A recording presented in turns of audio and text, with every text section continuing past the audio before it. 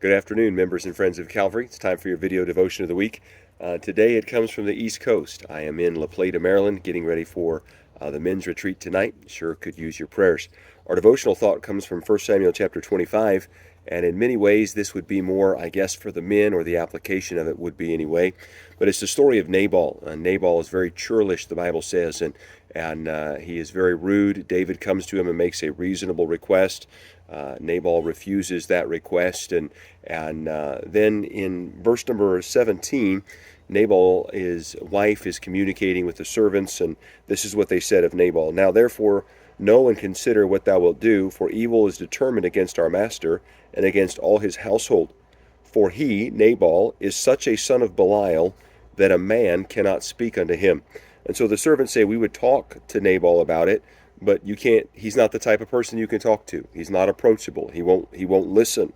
And then reading on in verse number 36 of the same chapter, Abigail goes to talk to him. His own wife goes to talk to him.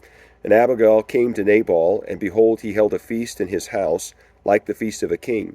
And Nabal's heart was very merry within him, for he was very drunken. Wherefore she told him nothing, less or more, until the morning light. But it came to pass in the morning, when the wine was gone out of Nabal, and his wife had told him these things, that his heart died within him, and he became as a stone. And so in our text, there's a couple of things we learn about Nabal. We learn that his servants can't talk to him, and now we learn that his family members can't talk to him. And when she does finally talk to him, he responds negatively, and the Bible says that God turns his heart into stone. And so my challenge, or my question is today, who can talk to you? Who can tell you that you're wrong? Who can approach you and give you warning and give you help and criticism? And are you approachable? And many men, I think, would answer and say, of course I'm approachable. Of course, anybody can tell me anything, anytime. And yet, when was the last time somebody did?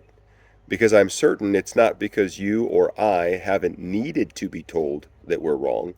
It's because maybe the servants are saying, he's such a churlish man, no one can talk to him.